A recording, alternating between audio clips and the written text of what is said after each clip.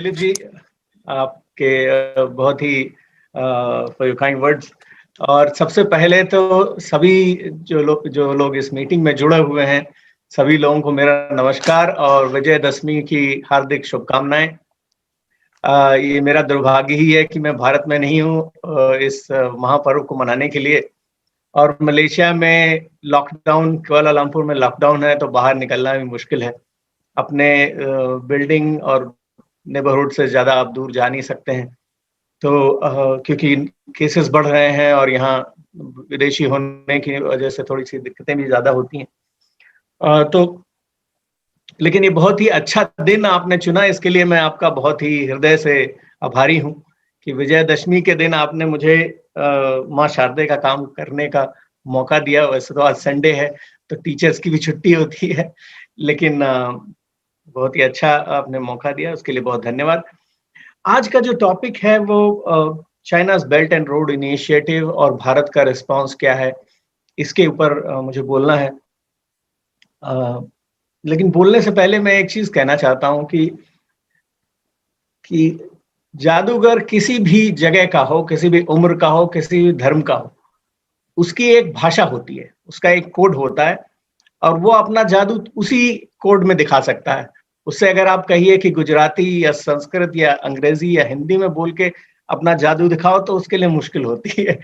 ऐसे ही हम जो अंतरराष्ट्रीय राजनीति के स्कॉलर्स हैं, टीचर्स हैं, प्रोफेसर्स हैं, हम लोगों की भी ट्रेनिंग क्योंकि अंग्रेजी में होती है, तो थोड़ा मुश्किल होता है अगर कहा जाए कि किसी और भाषा में, आम बोलचाल की भाषा में ही इसी चीज को समझा के दिखाओ। लेकिन दिलीप जी ने मुझे सख्त हिदायत दी है कि आज का जो ये एकेडमिक जादू है वो मुझे हिंदी में दिखाना है। तो उनके आदेश को मैंने सर आंखों पे लिया है और कोशिश करूंगा कि मैं हिंदी में बोलूं। वैसे मेरा पावर पॉइंट प्रेजेंटेशन अंग्रेजी में रहेगा, बट मेरी पूरी कोशिश रहेगी। और जहां भी थोड़ी गलतियां होंगी, आप, मुझे आशा है कि आप बड़े लोग जो मुझसे बड़े हैं, आप लोग उसे माफ करेंगे। जहां मैं नहीं कोशिश करूंगा, जहां मैं सफल नहीं हुआ, तो मैं अंग्रेजी का सहारा लूंगा। तो इन्हीं शब्दों के साथ मैं शुरू करता हूं। तो चीन का जो बेल्ट एंड रोड इनिशिएटिव है, ये पिछले 7 साल से चल रहा है। 2013 में इसे पहली बार लॉन्च किया गया था, और 2013 से 2020, अक्टूबर 2020, रफली सितंबर 2013 से शुरू हुआ था और सितंबर 2020 माने तो 7 साल पूरे हो गए हैं। इन 7 सालों में चीन ने सबसे बड़ी चीज तो यही की कि नाम, इस इनिशिएटिव का नाम बदल दिया। पहले ये वन बेल्ट वन रोड परियोजना थी, आज इसे बेल्ट एंड रोड परियोजना कहते हैं। और नामकरण ही अगर किसी इनिशिएटिव का गलत हुआ हो, तो आप समझ सकते हैं कि उसमें कितने ज्यादा कंफ्यूजन, कितने ज्यादा डाउट्स हैं। और ये भी कि उसमें मंशा समाज को देख करके बदल रही है, अंतरराष्ट्रीय समाज को देख करके बदल रही है। तो ये दो बहुत बड़े एस्पेक्ट्स हैं जो सिर्फ नाम से जुड़े हुए हैं चीन के बेल्ट एंड रोड इनिशिएटिव से।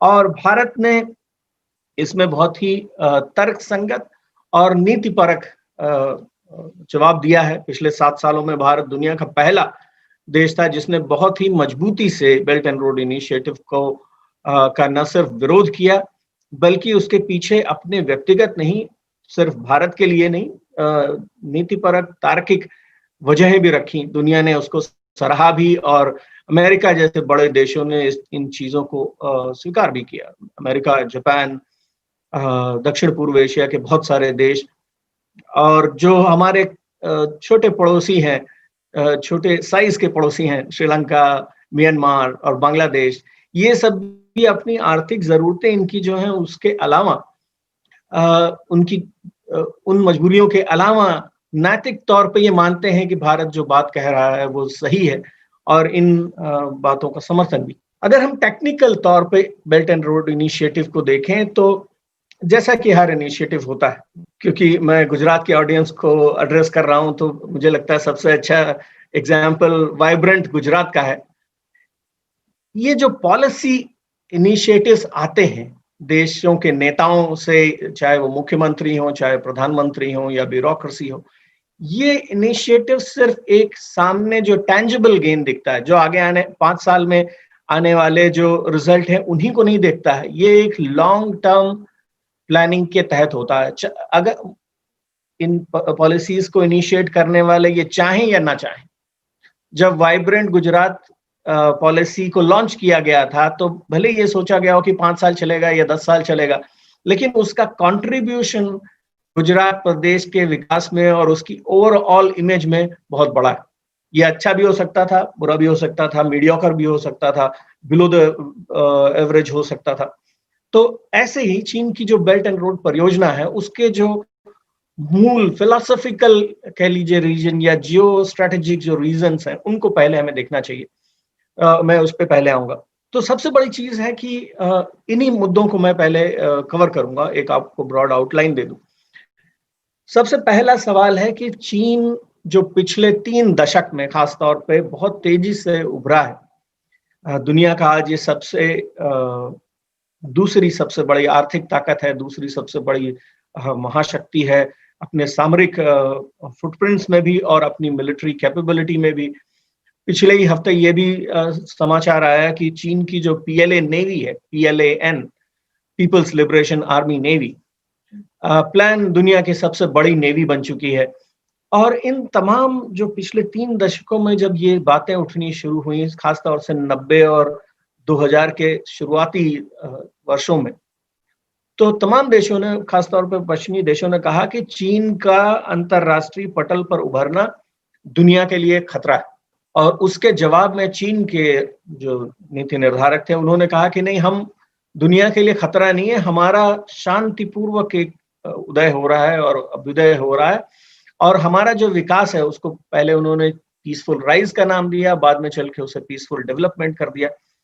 और उसके तहत उन्होंने ये दिखाने की कोशिश की कि चीन का दुनिया में अंतरराष्ट्रीय स्तर पर उभरना, उठना दुनिया के लिए कोई खतरा नहीं है और हम दुनिया के साथ सामंजस्य बना के चलेंगे। लेकिन ये एक मिथ था। 2005 से 2020 के पिछले 15 सालों में तमाम देशों ने, चाहे वो दक्षिण पूर्व एशिया के इंडोनेशिया और फिलीपींस और वियतनाम हो, चाहे अमेरिका और यूरोप के देश हों, या फिर भारत को ही ले लीजिए, ये जो मिथ क्रिएट किया गया था, एक जो मिथक क्रिएट किया गया था कि चीन का अभ्युदय एक बहुत ही शांतिपूर्वक होगा, वो मिथ आज टूट चुका है। बहुत सारे कारक हैं चीन के अंतरराष्ट्रीय पटल पर इतनी तेजी से और इतने प्रभावशाली ढंग से ऊपर आने में, इससे कोई हमें कोई भी इसमें कोई डाउट नहीं रखना चाहिए। और इसके पीछे बहुत बड़ा फैक्टर है चीन के जो राष्ट्रपति हैं शी जिनपिंग, उनका बहुत बड़ा इसमें रोल है। उन्होंने ही बेल्ट एंड रोड परियोजना भी लाई और बहुत सारी एक के बाद एक परियोजनाएं लाते रहे हैं, और जिसका कहीं ना कहीं उद्देश्य सिर्फ ये नहीं है कि वो अगले 10 साल में चीन को ऊपर ले जाएं। उनका प्रोजेक्ट या उनका जो अल्टीमेट गोल है वो 2049 में, जब चीन 100 साल पूरे करेगा अपनी स्वतंत्रता के या अपने कम्युनिस्ट देश बनने के, तब तक वो चाहते हैं कि ये तमाम परियोजनाएं, जिसमें बेल्ट एंड रोड छोटा सा हिस्सा है, ये सारी परियोजनाएं पूरी हो जाए। जानकार ये भी मानते हैं कि चीन की ये रणनीति है कि 2049 तक वो जितने उनके बॉर्डर एरियाज हैं, खासतौर से भारत से जुड़े हुए और ताइवान देश के साथ, उन सभी को वो अपने कब्जे में ले आए। और ये भारत के लिए एक बहुत चिंता का विषय है, जिस पर बहुत तेजी से हमारी सरकार भी काम कर रही है कि कैसे इन चुनौतियों से निपटा जाए। मैं उन एस्पेक्ट्स को भी आगे टच करूंगा। जो सेक्शन होगा जिसमें हम भारत और अंतरराष्ट्रीय जो इंटरनेशनल मेजर स्टेक होल्डर्स हैं, उनकी नीतियों के बारे में बात करेंगे। इसमें 2 सबसे प्रमुख हैं। एक है Indo Pacific region, Indo Pacific construct. Indo Pacific की नीति को पहली बार, वैसे तो भारत में खासतौर से विदेश नीति के मामलों में कभी खुल करके कोई बात कहने का चलन रहा ही नहीं था, लेकिन 2018 में प्रधानमंत्री श्री नरेंद्र मोदी जी ने शांग्रीला डायलॉग 2018 सिंगापुर में पहली बार बहुत ही मुखर तौर पे ये कहा कि भारत की इंडो पैसिफिक नीति ये है और हम इसे फॉलो करेंगे, इस पर हम काम कर रहे हैं। बहुत सारे उन्होंने एस्पेक्ट्स हाईलाइट किए, और आज जो इंडो पैसिफिक नीति है वो उसी पर आधारित है। दूसरा इम्पोर्टेंट जो एक रीजनल प्लेटफॉर्म तैयार हो रहा है, उसे क्वाड्रिलैटरल या क्वाड के नाम से जानते हैं, जिसमें भारत, अमेरिका, जापान और अब हमने ऑस्ट्रेलिया को भी उसमें शामिल कर लिया है। वो क्वाड एक मिलिट्री, एक बहुत ही रक्षा की ओर उन्मुख एक सहयोग का प्लेटफॉर्म है। तो ये दो इम्पोर्टेंट प्लेटफॉर्म्स हैं यहाँ। और उसके बाद इन्हीं से जुड़ा हुआ बेल्ट एंड रोड को लेकर के भारत के और उसके सहयोगी देशों के जो रिस्पॉन्सेज हैं, उन्हीं को देखते हुए हम स्ट्रेटेजिक इक्विलिब्रियम भी देख सकते हैं एशिया और अंतरराष्ट्रीय स्तर पर। तो चाइना, अगर हम चीन दुनिया के लिए थ्रेट है या चीन का एक शांतिपूर्वक विकास हो रहा है, उसको अगर हम उस मुद्दे को देखें, तो इसमें एक सबसे बड़ा सवाल ये उठता है कि क्या चीन का आर्थिक, राजनीतिक, सामरिक जो अभ्युदय हो रहा है, ये दुनिया में स्थिरता ला रहा है, या ये अंतरराष्ट्रीय जो सिस्टम है, जो विश्व व्यवस्था है, उसको ये कमजोर कर रहा है।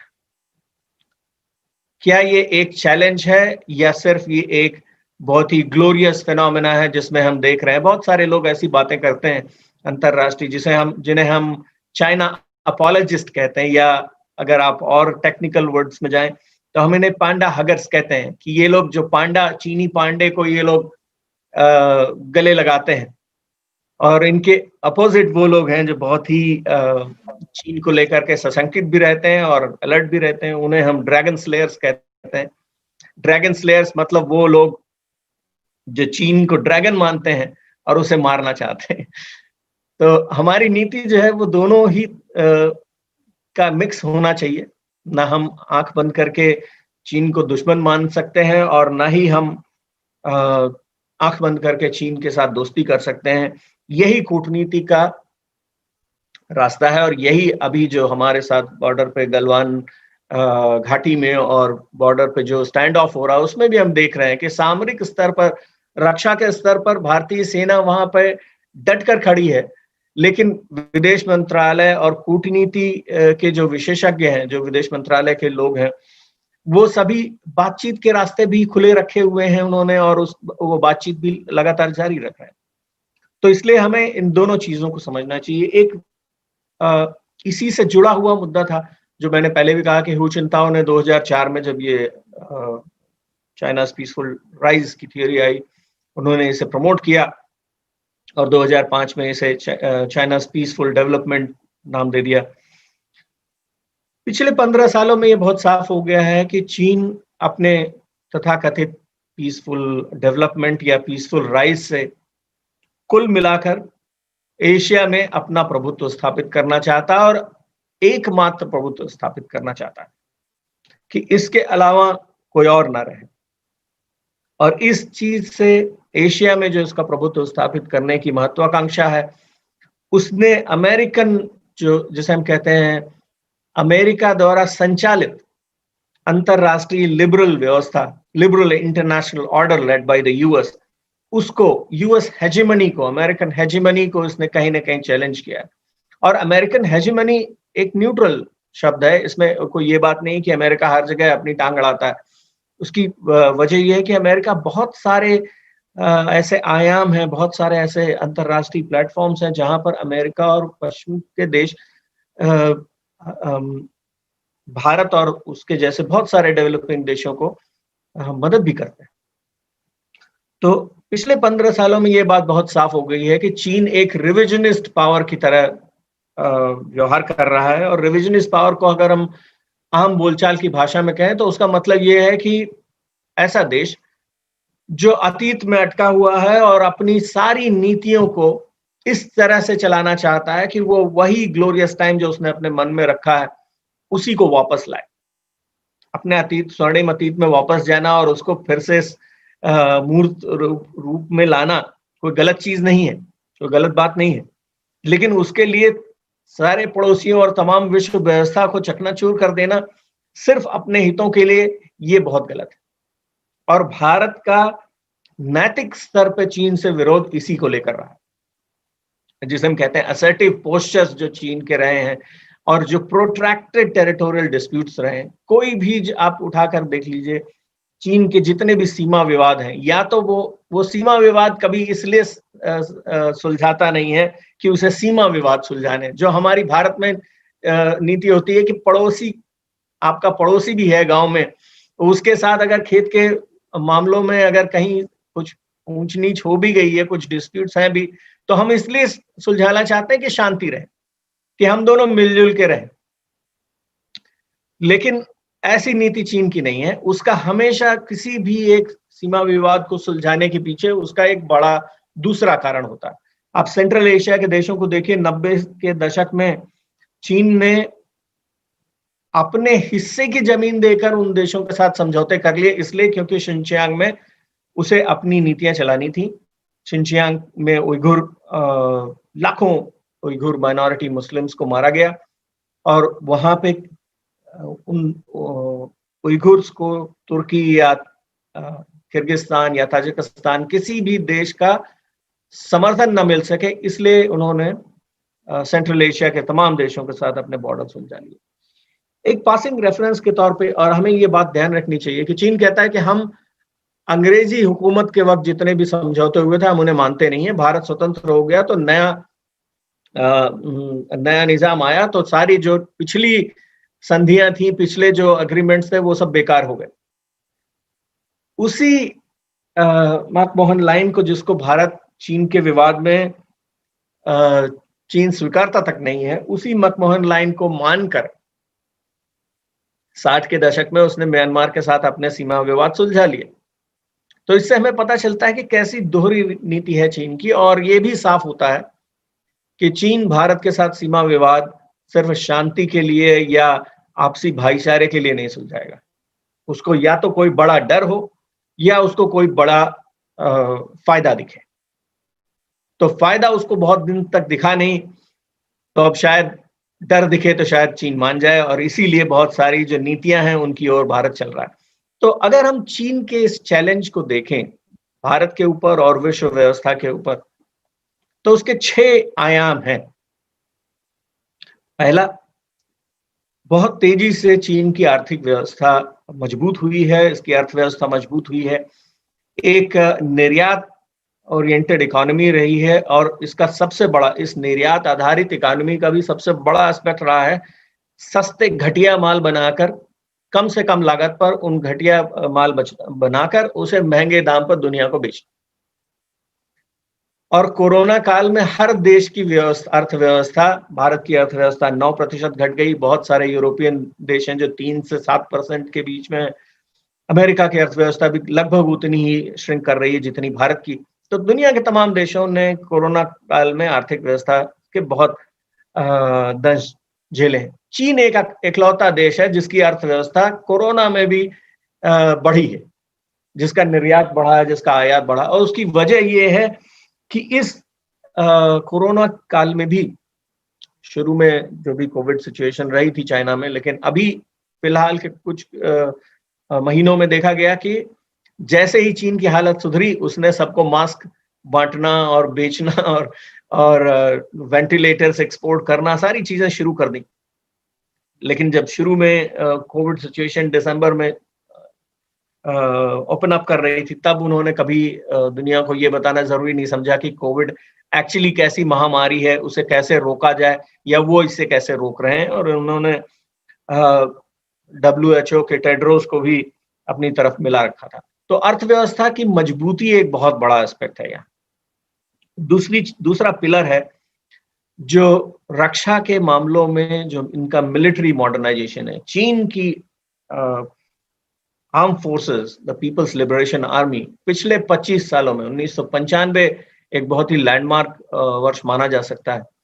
95 में सिपुरी ने एक कंपैरिजन किया था भारत और चीन का, और तब ये कहा था कि चीन के पास, भारत के पास एयरक्राफ्ट कैरियर्स थे, चीन के पास कोई भी सब्सटैंशियल टेक्नोलॉजी नहीं थी एयरक्राफ्ट कैरियर्स की। आज एयरक्राफ्ट कैरियर के मामले को देख लें, या मिसाइल्स को देख लें, या ओवर ICBM में इंटरकॉन्टिनेंटल बैलिस्टिक मिसाइल्स को देख लें, या शॉर्ट रेंज बैलिस्टिक मिसाइल्स को देख लें, हर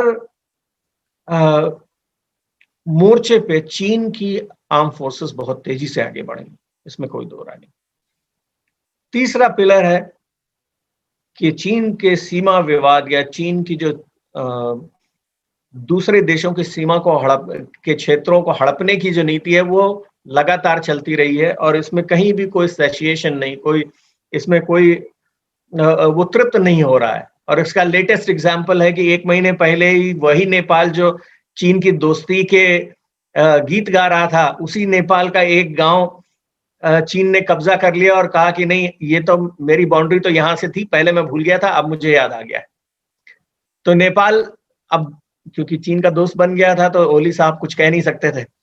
इसका असर खैर ये हुआ कि अभी जब दशहरा की उन्होंने शुभकामनाएं भेजी प्रधानमंत्री मोदी जी को, तो उन्होंने पिछला मैप लगाया जो पहले विवादों से पहले शुरू हुआ था, जिसमें भारत लिम्पाधुरा की एरिया की का पूरा क्षेत्र भारत का हिस्सा है, उसे उन्होंने एक्नॉलेज किया। तो उन्हें कहीं ना कहीं ये समझ में आया कि चीन के साथ निपटने के लिए भारत की जरूरत है। दोनों भाइयों, बड़े और छोटे भाई में विवाद हो सकते हैं। स्वर्गीय वाजपेयी जी की अगर मैं टर्मिनोलॉजी को यूज करूं, तो मतभेद तो हो सकते हैं भारत और नेपाल में, लेकिन मनभेद नहीं होना चाहिए। और शायद मुझे लगता है जल्दी ही नेपाल को ये बात बहुत अच्छी तरह समझ में आ जाएगी। चौथा पिलर चीन का जो चैलेंज है, जो चीन एक चुनौती के तौर पे उभर रहा है, उसका चौथा पिलर है टाइट डोमेस्टिक पॉलिटिकल कंट्रोल।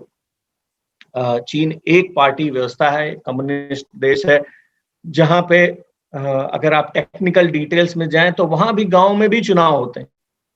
होता सिर्फ ये है कि गांव में जो प्रतिनिधि चुने जाते हैं वो कस्बों के प्रतिनिधियों को चुनते हैं, कस्बों वाले शहर को चुनते हैं। फिर चीन की एक पॉलिट ब्यूरो कमेटी है, माइनॉरिटी कमिटीज भी हैं, और यही जो पॉलिट ब्यूरो कमेटीज हैं वो 7 सबसे बड़े वहां के लीडर्स को चुनती हैं, और वो उन 7 में शी जिनपिंग सबसे बड़ा। ये जो टाइट पॉलिटिकल कंट्रोल है, इसकी वजह से चीन की जो व्यवस्था है वो कमजोर नहीं है। वो एक साथ एक झटके में टूट जाएगी सोवियत यूनियन की तरफ, ऐसा हो सकता है, लेकिन किसी भी पॉलिसी डिसीजन में या डे टू डे कंट्रोल में चीन की राजनीतिक व्यवस्था बहुत बहुत मजबूत है, इसलिए क्योंकि उस बहुत दमनकारी है। 5वां पिलर है चीन के अभ्युदय का और चीन के इतने मजबूत होने का, चेकबुक डिप्लोमेसी जिसे कहते हैं हम, या डेट ट्रैप्स। चीन ने दुनिया भर के देशों को उधार दे रखे हैं प्रोजेक्ट्स बनाने के लिए, लाइन ऑफ क्रेडिट दे रखा है, लोन्स दे रखे हैं। और इसमें ऐसा नहीं है कि नेपाल, श्रीलंका और बांग्लादेश या मलेशिया, म्यांमार और इंडोनेशिया जैसे ही देश हैं। इसमें इटली, पोर्तुगल, ग्रीस जैसे बड़े पुराने यूरोपियन देश भी आते हैं। और ये चेकबुक डिप्लोमेसी कहीं ना कहीं चीन को इस चीज में भी मदद करती है कि वो अपना पॉलिटिकल क्लाउड बना के रखे। उसकी जो राजनीतिक पकड़ है देशों के ऊपर, कूटनीतिक जो पकड़ है, वो मजबूत रहती है। छठा और आखिरी पॉइंट है कि इंडो पैसिफिक जो क्षेत्र है या एशिया की जो व्यवस्था है, उसमें चीन सबसे ताकतवर, सबसे मजबूत और अकेला सबसे मजबूत देश बनना चाहता है। वो किसी भी दूसरे देश के साथ इस प्रभुत्व को या इस शक्ति को बांटना नहीं चाहता है। ये 6 पिलर्स हैं जो हमें बताते हैं कि चीन कैसे एक सबसे बड़ा चैलेंज बन के 21वीं शताब्दी का सबसे बड़ा चैलेंज बनकर उभरा है। अगर हम बात करें टेक्निकल एस्पेक्ट्स में कि और क्या चीजें हैं जिनको हम एग्जांपल्स के तौर पर देख सकते हैं, उसमें एक बहुत महत्वपूर्ण चीज है बेल्ट एंड रोड इनिशिएटिव। दूसरी चीज है कि लॉन्ग टर्म जो स्टेबिलिटी है, चीन के बायलैटरल जो द्विपक्षीय जो संबंध है या जो निवेश की नीतियां हैं बेल्ट एंड रोड से जुड़ी हुई, या पाकिस्तान का ही उदाहरण ले ले, पाकिस्तान जैसे देशों के साथ जो संबंध उसके मजबूत हुए हैं, ये कहीं ना कहीं आगे आने वाले समय में भारत ही नहीं, पाकिस्तान के पुराने जो सहयोगी देश रहे हैं, अमेरिका जैसे देशों के लिए एक बहुत बड़ा खतरा बन के आ रहा है। आते हैं बेल्ट एंड रोड इनिशिएटिव पर। अगर हम, तो जैसा मैंने पहले कहा, 2013 में बेल्ट एंड रोड परियोजना का उद्घाटन किया चीनी राष्ट्रपति शी जिनपिंग ने, और उन्होंने उस वक्त इसे नाम दिया one belt one road.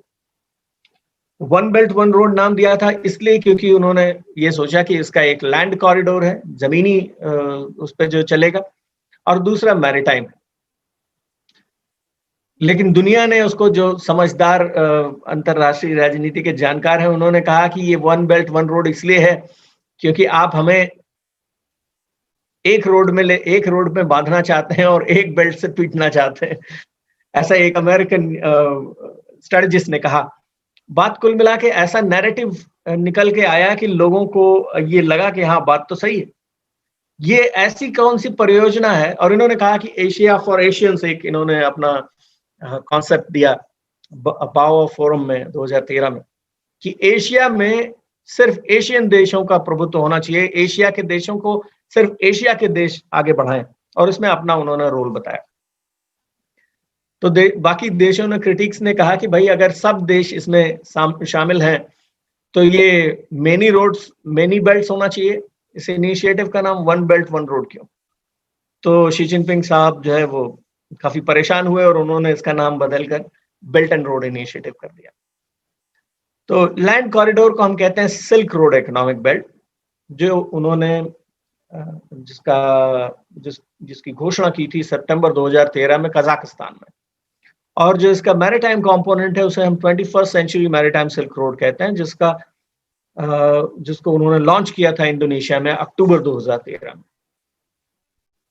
Silk road economic belt की बात करें, जो लैंड बेल्ट है, जो जमीन पर जिसे कहते हैं कि रहेगा लैंडलॉक्ड एरिया से, खासतौर पर सेंट्रल एशिया के देशों से, उसमें सेंट्रल एशिया बहुत इंपॉर्टेंट है, बहुत महत्वपूर्ण रोल प्ले करता है।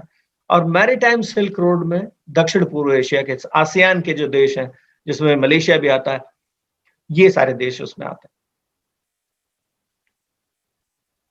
दूसरी जो चीज चीन ने कही, इसके पहले हम देख लें, जो लैंड कॉरिडोर है, जैसे सिल्क रोड इकोनॉमिक बेल्ट कहा है, उस सिल्क रोड इकोनॉमिक बेल्ट के कॉन्सेप्ट को एक दार्शनिक और ऐतिहासिक और अपने चीन के फिर से उस स्वर्णिम युग में जाने से जोड़ करके 2013 में जब बातें की गई, तो उन्होंने कहा कि हम उसी पुराने सिल्क रोड को वापस लाना चाहते हैं, जो 300 ईसा पूर्व से लेकर के और 100 ईस्वी तक रहा, और छोटे छोटे खंडों में इतिहास के कई खंड काल में वो चलता रहा, 1500वीं शताब्दी, सन 1500 तक, 15वीं शताब्दी तक। लेकिन इस सिल्क रोड, अगर हम पुराने सिल्क रोड को देखें तो हमें ये इसमें ध्यान देना चाहिए कि कनेक्टिविटी सिर्फ चीन से जुड़ी नहीं थी, कनेक्टिविटी तमाम देशों से जुड़ी हुई थी। भारत का इसमें बहुत बड़ा योगदान था। भारत एक्चुअली, चीन के अलावा भारत दूसरा सबसे बड़ा सेंटर था एशिया के अंदर, इस क्षेत्र के अंदर। और तीसरी जो चीज है वो ये है कि ये कनेक्टिविटी लिंकेजेस सिल्क रोड के समय किसी देश ने नहीं बनाए थे, ये व्यापारियों ने बनाए थे, क्योंकि व्यापार करना एक नेचुरल एक्टिविटी है। आपके पास जो इकोनॉमिक कमोडिटीज हैं, जो आपके पास नए जो आइटम्स हैं, उनको आप बेचने के लिए नए मार्केट्स जाना चाहते हैं और उन्हें बेचना चाहते हैं, लोग उन्हें खरीदना चाहते हैं। ये नेचुरल एक्टिविटीज है, इसीलिए ये प्राकृतिक तौर पे सिल्क रोड जो है वो इतने शताब्दियों के बीच में पनपी और इतने ऊपर तक पहुंची। लेकिन चीन की जो वन बेल्ट वन रोड व्यवस्था है, वो पहली तो सिर्फ एक देश और एक सरकार द्वारा चलाई जा रही है, इसलिए उस सिल्क रोड से तो नहीं जोड़ना चाहिए। और इस मिथ को हम जहां भी देखें, जिस भी न्यूज़पेपर आर्टिकल में हम ये पढ़ें कि ये पिछले सिल्क रोड को रिवाइव कर रहा है, तो हमें जरूर लेटर्स टू द एडिटर में इस बात को काटना चाहिए। ये हमारी भी जिम्मेदारी है कि इस तरह के बेवजह के मिथ क्रिएट ना हो। बहुत सारे इंटेलेक्चुअल्स अभी पिछले 2-3 वर्षों में इस पर काम करना उन्होंने शुरू कर दिया। तो ये एक बहुत इंपॉर्टेंट डायमेंशन है। चीन ने जब बेल्ट एंड रोड परियोजना को लॉन्च किया तो उन्होंने कहा कि ये एक विन, और ये इनका चीन का बड़ा ही फेवरेट स्टेटमेंट होता है, विन विन कोऑपरेशन, कि हम ऐसी परियोजनाएं लेकर के आते हैं जिसमें आपकी भी जीत है, हमारी भी जीत है, म्यूचुअल बेनिफिट है।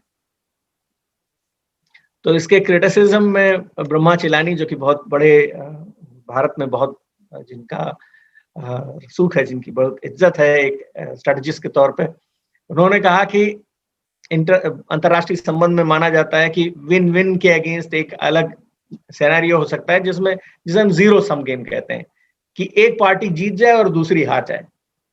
दूसरी सिचुएशन ऐसी होती है जिसमें दोनों ही हार जाएं। वो सिचुएशन तभी होती है जब विश्व युद्ध जैसे बड़े या कोई बहुत बड़ा युद्ध हो जाए, जिसमें दोनों देशों की अर्थव्यवस्था भी चरमरा जाए, लोग भी मारे जाएं और रिसोर्सेज भी खत्म हो जाए। तीसरी जो पॉसिबिलिटी होती है वो विन विन कोऑपरेशन की होती है, विन विन सिचुएशन होती है जिसमें दोनों साइड जीत जाए। तो ब्रह्मा चिलानी साहब ने इनडायरेक्टली इसे रेफर किया कि ये एक ऐसी सिचुएशन है जिसमें पहला विन तो चीन का है ही है, दूसरा विन भी जो आपके हिस्से का विन है वो भी उन्होंने ले रखा है। तो they are winning 2 times out of this win win cooperation. तो ये म्यूचुअल बेनिफिट की या दोनों देशों के विकास की कोई इसमें बात नहीं है, ये हमने देखा है बहुत सारे प्रोजेक्ट्स में। आज बेल्ट एंड रोड परियोजना एशिया, यूरोप, अफ्रीका के तमाम देशों से, 70 से अधिक देशों से होकर के गुजरती है, और इसका एक बहुत बड़ी स्ट्रेंथ है जो ईस्ट एशिया का, पूर्वी एशिया जिसमें Japan, Korea, Taiwan, Hong Kong, ASEAN के देश, ये जो आते हैं, जो ईस्ट और south east Asian regional supply chain mechanism है, वो इसकी बहुत बड़ी ताकत है। और उसी सप्लाई चेन मैकेनिज्म का फायदा उठाने के लिए, उसको और आगे बढ़ाने के लिए, विस्तार देने के लिए बेल्ट एंड रोड परियोजना ने काम करना शुरू किया। जो अगर हम उसके विजन डॉक्यूमेंट को पढ़ें तो हमें साफ तौर पे ये जाहिर होता है कि चीन कुछ नया नहीं बना रहा है। ऑलरेडी जो मैकेनिज्म्स हैं उन्हीं पे वो काम कर रहा है और उन्हें एक नया नाम दे रहा है। अभी मिथक की जब हम बात करेंगे तो मैं उस पर और आगे आपको बातें बताऊंगा। ऐसा माना जाता है कि बेल्ट एंड रोड परियोजना जब पूरी तरह से साकार हो जाएगी तो उससे करीब करीब 4.5 बिलियन लोगों के जीवन प्रभावित होंगे आगे आने वाले 10 वर्षों में, और करीब करीब 2.5 ट्रिलियन इससे सिर्फ व्यापार होगा। निर्यात और आयात दोनों को हम जोड़ लें तो करीब करीब 2.5 ट्रिलियन का व्यापार होगा। ये परियोजना निश्चित तौर पर सबसे बड़ी है। अगर हम चीन की विदेश नीति को देखें तो ये चीन के पूरे इतिहास में सबसे बड़ी परियोजना है। लेकिन अगर दूसरे देशों को भी देखें तो किसी भी देश ने इतना बड़ा प्रोजेक्ट एक साथ और एक बार में कभी नहीं उठाया था। ईस्ट इंडिया कंपनी भी जब आई थी तो सिर्फ एक छोटी सी कंपनी के तौर पे आई थी जिसका रानी से कोई मतलब नहीं था। वो तो 1857 के युद्ध के बाद क्वीन विक्टोरिया के अंडर आ गई थी। तो इतने ग्रैंड स्केल पे एक प्रोजेक्ट लेकर के आना और 70 से अधिक देशों को उसमें, जिसमें 3 कॉन्टिनेंट्स भी आते हैं, ये बहुत बड़ा प्रोजेक्ट। ये एक पिक्चर है जो शुरुआती वर्षों में चीन ने ही लॉन्च किया था, जिसमें भारत में कलकत्ता को भी उन्होंने जोड़ा था। अब भारत उसका हिस्सा नहीं है, लेकिन ये एकदम शुरुआती इनका प्लान था सिल्क रोड इकोनॉमिक बेल्ट का। अगर हम लैंड कॉरिडोर्स की बात करें तो चीन ने बेल्ट एंड रोड परियोजना में सिल्क रोड इकोनॉमिक बेल्ट में 6 कॉरिडोर्स स्थापित करने की बात कही है। पहला न्यू यूरेशियन लैंड ब्रिज, जो पश्चिमी चीन से लेकर के पश्चिमी रूस तक जाता है। रास्ते में कजाकिस्तान भी पड़ता है। सिल्क रोड का जो रेलवे नेटवर्क है, सिल्क रोड के जो पिछले रास्ते थे उसी को फॉलो करते हुए इन्होंने रेलवे नेटवर्क की भी बात की है, जिसमें चीन का शिनचियांग भी है, कजाकिस्तान भी है, रूस भी है, बेलारूस है, और आगे जाकर ये पोलैंड और जर्मनी से भी मिल जाएगा।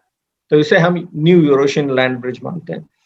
दूसरा है चीन मंगोलिया रूस कॉरिडोर, जो उत्तरी चाइना से लेकर के पूर्वी रूस तक जाता है। तीसरा कॉरिडोर है जिसे हम कहते हैं चीन central Asia west Asia corridor, जो पश्चिमी चीन से लेकर के टर्की तक जाएगा।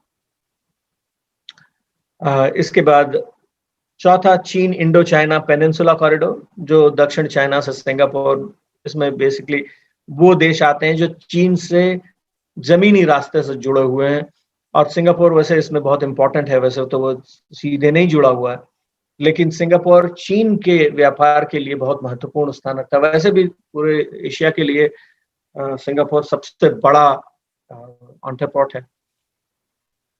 अगला BCIM corridor, Bangladesh, China, India, Myanmar corridor. ये कॉरिडोर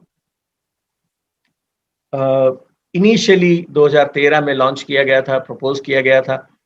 2013 में इसे हमने मंजूरी भी दी थी, भारत ने मंजूरी भी दी थी।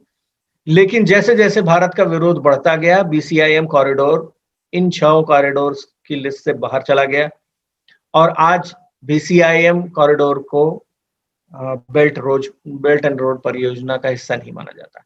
लेकिन यहाँ ये इंपॉर्टेंट है कि BCIM कॉरिडोर में से की जगह आज चीन म्यांमार इकोनॉमिक कॉरिडोर ने ले ली है और माना जा रहा है कि बांग्लादेश भी आगे आने वाले समय में शायद उस कॉरिडोर परियोजना को ज्वाइन कर लेगा।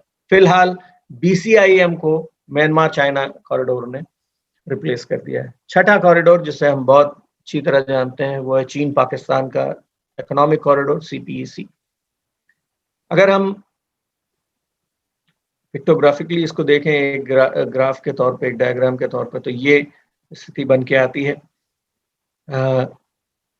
China Indo China peninsular corridor दक्षिण पूर्व एशिया में, BCIM China Pakistan economic corridor of course Pakistan से जुड़ा हुआ, और ऊपर 3 जो पश्चिमी चीन और उत्तरी चीन से जुड़े हुए कॉरिडोर से। जहां तक मैरीटाइम सिल्क रोड का सवाल है, तो जैसा मैंने पहले कहा, अक्टूबर 2013 में इंडोनेशिया में इसे लॉन्च किया गया और बहुत ही महत्वपूर्ण है क्योंकि इंडोनेशिया से चीन के संबंध अच्छे नहीं रहे।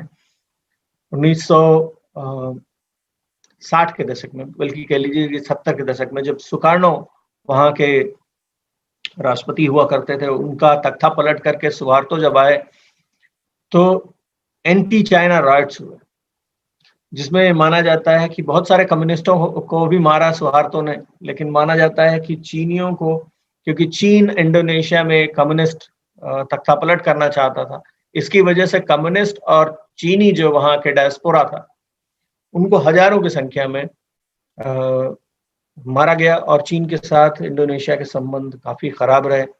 1998 में भी ऐसा, जब एक बार ऐसे र्यूमर्स उड़ी कि चीन इंडोनेशिया में कम्युनिस्ट रूल लगाना चाहता है या कम्युनिस्ट कॉन्स्पिरेसी कर रहा है, तो 97-98 में भी चीनी डायस्पोरा के खिलाफ बहुत बड़े राइट्स हुए। तो इसलिए इंडोनेशिया चीन को बहुत शंका की निगाह से देखता है और उस पर भरोसा नहीं करता है। ये बातें हमें बहुत बार जो इंडोनेशिया के राष्ट्रपति हैं जोकोवी, उनके स्टेटमेंट से भी समझ में आती है। सुबांग पोर्ट एक पोर्ट है इंडोनेशिया में। चीन बेल्ट एंड रोड परियोजना से साउथ ईस्ट एशिया, दक्षिण पूर्व एशिया के देशों में billions of American dollars invest कर रहा है, लेकिन इंडोनेशिया ने सुबांग जो पोर्ट है उसके डेवलपमेंट के लिए भारत को चुना। और पिछले साल दोनों देशों के बीच में जब प्रधानमंत्री मोदी जी और वहां के राष्ट्रपति जोकोवी के बीच मुलाकात हुई तो इस पर एक एग्रीमेंट भी साइन हुआ। तो सुबांग का स्ट्रेटेजिक डेवलपमेंट का जिम्मा भारत के पास है। ये अपने आप में बताता है कि इंडोनेशिया चीन पे कितना भरोसा करता है। मैरीटाइम सिल्क रोड में एलोकेशन फिलहाल 40 बिलियन अमेरिकन डॉलर्स का है। आगे आने वाले समय में, वैसे पिछले कई वर्षों में ये अमाउंट ऐसे ही बढ़ चुका है, लेकिन आगे आने वाले समय में ऐसा लगता है कि मैरीटाइम सिल्क रोड में चाइनीज इन्वेस्टमेंट काफी और बढ़ेगा। इसके पीछे भी चीन ने एक अपना रेटोरिक पेश किया और कहा कि जेंग हे जो चीनी कमांडर थे, चीनी बेसिकली व्यापारी कमांडर थे, मिलिट्री कमांडर नहीं थे वो, लेकिन तमाम जहाजों को वो इधर से उधर ले जाया करते थे और उसमें जो जुड़े हुए नॉन स्टेट मिलिट्री ऑपरेशंस थे उसको करते थे। उनकी लेगेसी को रिवाइव करने के लिए मैरीटाइम सिल्क रोड को फिर से रिवाइव करने का प्लान चीन लेकर के आया था। और इसके पीछे एक बड़ा ऑब्जेक्टिव था कि समुद्री जो व्यापार है या समुद्री जो संबंध है चीन के हिंद महासागर के देशों के साथ या दक्षिण पूर्व एशिया के देशों के साथ या दक्षिण एशिया में भी वो देश जो जैसे बे ऑफ बंगाल है, बंगाल की खाड़ी जो है, उसके देशों के साथ संबंधों को मजबूत करना। और दूसरा डिजास्टर, उन्होंने कहा कि जो प्राकृतिक आपदाएं आती रहती हैं या मछुआरों को लेके जो समस्याएं होती रहती हैं एशिया पैसिफिक में या पूर्वी अफ्रीका में या मेडिटेरेनियन में, उसको उससे निपटने के लिए भी मैरीटाइम सिल्क रोड मदद करेगा। ये एक पिक्चर है जिससे आप देख सकते हैं कि इसमें सिल्क रोड इकोनॉमिक बेल्ट और मैरीटाइम सिल्क रोड दोनों ही दिखती है, और इसमें तमाम कॉरिडोर्स भी दिख रहे हैं। तो बेल्ट एंड रोड इनिशिएटिव जो है उसमें चीनी राष्ट्रपति शी जिनपिंग का बहुत बड़ा योगदान है, ये बात मैंने पहले कही। लेकिन आज ये एक ऐसी परियोजना बन गई है जिसमें शी जिनपिंग ने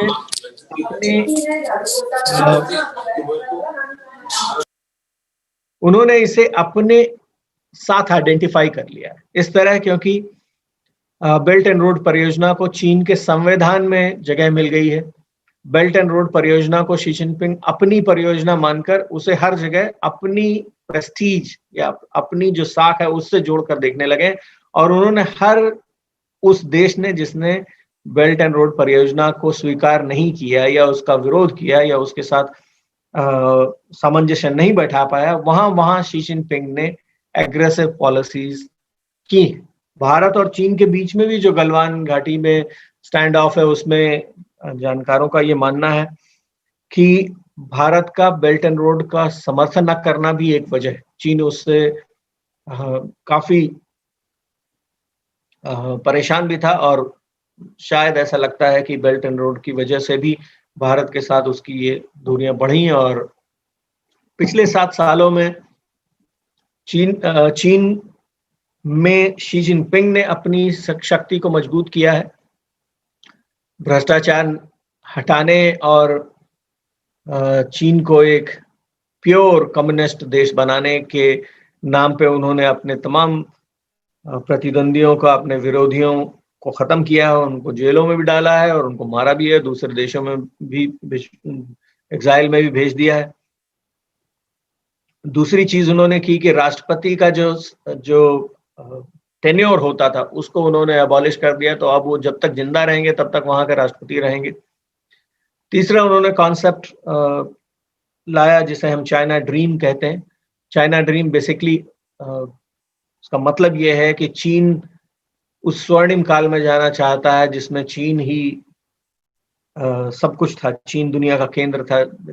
उनका एक मिडिल किंगडम फिलॉसफी है जिसे IR experts middle kingdom complex के नाम से जानते हैं, कि चीन समझता है कि दुनिया के केंद्र में है वो, और दुनिया के बाकी देश उससे वैसे ही जुड़े हैं जैसे सूरज के चारों ओर ग्रह घूमते हैं, कुछ उसी तरह ट्रिब्यूटरी सिस्टम की जो बात है। डोनाल्ड ट्रंप अमेरिका में जब आए तो उन्होंने कहा मेक अमेरिका ग्रेट अगेन और अमेरिका फर्स्ट। परिस्थितियों को देखते हुए भारत ने भी कहा कि मेक इन इंडिया पॉलिसी बहुत जरूरी है, क्योंकि हमारे ट्रेड डेफिसिट सबसे ज्यादा है दूसरे देशों से। तो शी जिनपिंग को भी ये आइडिया बहुत पसंद आया, और वो भी उन्होंने भी लॉन्च की एक पॉलिसी जिसे हम चाइना फर्स्ट के नाम से जानते हैं। चाइना 2025, जो कि उन्होंने भारत से ही चुरा लिया था कॉन्सेप्ट, क्योंकि हमने मेक इन इंडिया और मेक इन इंडिया के डिफरेंट वेरिएंट्स हम लेके आए थे पहले, चीन ने उसे कॉपी किया। और चाइना फर्स्ट या चीन सबसे पहले की नीति लेकर के वो आए।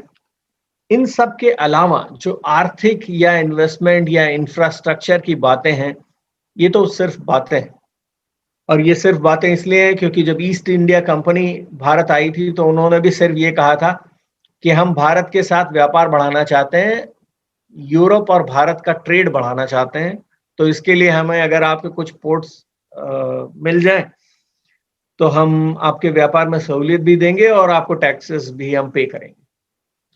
7 साल का चीन का नैरेटिव ओवर एंड अगेन सिर्फ यही रहा है कि हम व्यापार बढ़ाना चाहते हैं, हम इन्वेस्टमेंट बढ़ाना चाहते हैं, हम कनेक्टिविटी करना चाहते हैं, हम आपके पोर्ट्स डेवलप करेंगे, हम आपके यहाँ रेल बनाएंगे, रोड बनाएंगे, हाईवेज बनाएंगे। सिक्योरिटी की उन्होंने बात कहीं नहीं की, लेकिन तमाम देशों को ये बात समझ में आई कि ये नेटवर्क, चाहे वो पोर्ट कनेक्टिविटी के हों या रेलवेज या हाईवेज के हों, ये सब कुछ सुरक्षा से जुड़े हुए हैं।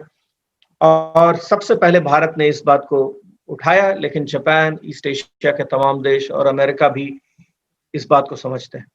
तो चीन सिर्फ आर्थिक व्यवस्था के केंद्र में खुद को नहीं रखना चाहता, बल्कि वो सुरक्षा तंत्र में भी अपने आप को केंद्र में रख के सबसे मजबूत होना चाहता है और बाकी देशों को वो इस हिसाब से चलाना चाहता है। चाइना के इंटरेस्ट सबसे पहले रखना चाहता है और अपने स्ट्रेटेजिक मोटिव से वो बेल्ट एंड रोड इनिशिएटिव को लॉन्च कर रहा है। भारत को इससे सबसे ज्यादा खतरा है, क्योंकि भारत के संप्रभुता से जुड़े हुए मुद्दे इसमें आते हैं और उन पे हम आगे बात करेंगे। ये एक और मैप है जिससे हम देख सकते हैं कि बेल्ट एंड रोड और maritime silk road economic belt और मैरीटाइम सिल्क रोड कैसे अलग है और कैसे जर्मनी और बेल्जियम तक जाता है और नीचे कुआलालंपुर। भारत के लिए जो संप्रभुता से जुड़े हुए खतरे हैं उसमें सबसे बड़ा और सबसे महत्वपूर्ण है चाइना पाकिस्तान इकोनॉमिक कॉरिडोर। इसे एक फ्लैगशिप कॉरिडोर भी कहते हैं। सीपीईसी काशगर जो सिंचियांग में है, काशगर से शुरू होता है और ग्वादर पोर्ट पे आके खत्म होता है।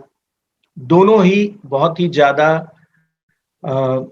रेस्टिव रीजन्स हैं, बहुत उठापटक से भरे हुए हैं, बहुत ही शांति नहीं है वहां पे। और खास तौर पे शिनचियांग में चीन की सरकार ने बहुत सारे जो उनकी पॉलिसीज हैं, री एजुकेशन कैंप्स है और इनकार्सरेशन के उनके जो अटेम्प्ट्स हैं, उसकी वजह से वहां अशांति का माहौल है। ग्वादर में भी वही हालत है, लोग पाकिस्तान की सरकार से नाराज हैं। खैबर पख्तूनख्वा से होकर के ये रास्ता गुजरता है सीपीईसी का, जहां पे और तमाम, सिर्फ खैबर पख्तूनख्वा की बात ना करें हम, तमाम जो बलोच एरियाज हैं पाकिस्तान के अंदर और पंजाबी और कराची और लाहौर का जो एक कॉरिडोर है उसे छोड़ दीजिए, तो उसके अलावा देश का हर हिस्सा जो है वो इस बात से परेशान है और इस वजह से सीपीईसी का पाकिस्तान के अंदर भी विरोध बहुत ज्यादा है। पहले चीनी इन्वेस्टमेंट जो सीपीईसी में था वो करीब 40 बिलियन था, आज वो 62 बिलियन बढ़ के हो गया। जहां तक भारत का सवाल है, तो भारत के 3 सबसे बड़े कंसर्न हैं और सीपीईसी को लेकर के। पहला, जो हमारी संप्रभुता से जुड़ा हुआ मामला है कि पाकिस्तान ऑक्यूपाइड कश्मीर से चाइना पाकिस्तान इकोनॉमिक कॉरिडोर होके गुजरता है और इसलिए हम उसका विरोध करते हैं और करते रहेंगे जब तक चीन इस परियोजना को बंद नहीं करता है। दूसरी चीज ये है कि ये स्ट्रेटेजिकली इंपॉर्टेंट एरिया से होके गुजरता है और इस वजह से भारत सीपीईसी को लेकर के बहुत सहज नहीं है। तीसरा ये है कि सीपीईसी कॉरिडोर अगर मटेरियलाइज कभी होता है, अगर ये वाकई में कभी रियलिटी बनता है, तो इससे भारत की जो सरदर्दी है चाइना पाकिस्तान का जो डुअल फ्रंट है उसको लेकर के, वो हमेशा के लिए बन जाएगी। तो इसलिए भी भारत का विरोध इस प्रोजेक्ट को लेकर के बहुत ज्यादा है।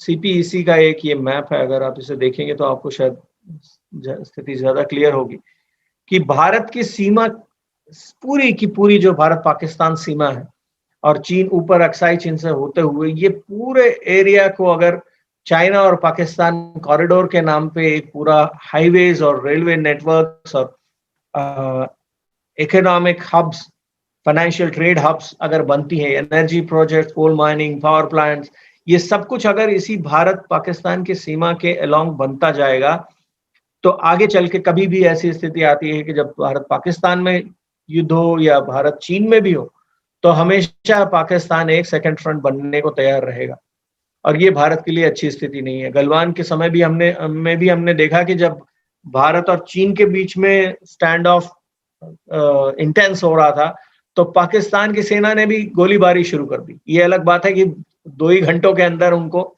चुप करा दिया भारतीय सेना ने, क्योंकि वेस्टर्न फ्रंट पे इंडिया बहुत ही डिसाइसिवली पावरफुल पोजीशन में है। लेकिन ये जो सेकंड फ्रंट की पॉसिबिलिटी जो हमारे मिलिट्री के एक्सपर्ट्स कहते हैं, वो सीपीईसी के बनने के बाद बहुत प्रोमिनेंट हो जाएगी। अब अगर हम बेल्ट एंड रोड परियोजना को देखें भारत के कॉन्टेक्स्ट में, तो बहुत सारे मिथ हैं जो क्रिएट किए गए हैं और उन मिथ्स को समझना और उनको डीबंक करना बहुत जरूरी है, उन मिथ्स को बस्ट करना बहुत जरूरी है। पहला एक मिथक ये है कि बेल्ट और रोड परियोजना जब 2013 में आई, 2016 में सीपीईसी का पहला मेजर लॉन्च हुआ और 2017 में जब काशगर से ग्वादर में पहली बार इनकी सप्लाईज आके ग्वादर पोर्ट पे पहुंची, तो हम मान सकते हैं कि 2017 पहला मौका था जब सीपीईसी वाकई में हकीकत बन गया, एटलीस्ट ग्वादर और काशगर के बीच में। लेकिन हम ये भूल जाते हैं कि ये 2016-2017 की बात नहीं है। चीन के पाकिस्तान ऑक्यूपाइड कश्मीर में इन्वेस्टमेंट बेल्ट रोड परियोजना के शुरू होने से बहुत साल पहले से चल रहा है। भाषा जो डैम है पाकिस्तान ऑक्यूपाइड कश्मीर में जो बना हुआ है, उसमें चीन का इन्वेस्टमेंट है, पिछले 10 साल से ज्यादा से चल रहा है। बहुत सारी परियोजनाएं हैं पाकिस्तान में, जो चाहे वो रोड बनाने की हो, चाहे वो डैम्स, छोटे छोटे डैम्स बनाने की हो, इन सभी परियोजनाओं में चीन का इन्वेस्टमेंट रहा है। और हमें ये एक्नॉलेज करना चाहिए कि चीन पाकिस्तान अधिकृत कश्मीर में बहुत दिनों से ये आंख लगाए बैठा हुआ है कि अगर पीओके में उसकी प्रेजेंस बढ़ेगी तो स्ट्रेटेजिकली वो भारत के अगेंस्ट एक बहुत ही स्ट्रेटेजिकली डिसाइसिव पोजीशन में होगा, और ये भारत के लिए अच्छा नहीं रहेगा। जहां तक भारत के स्टैंड का सवाल है, तो भारत की पोजीशन जो है वो हमेशा एक जैसी रही है, उसमें कोई इनकंसिस्टेंसी नहीं है। और भारत के प्रोटेस्ट के पीछे हम 3S समझ सकते हैं, अगर इसको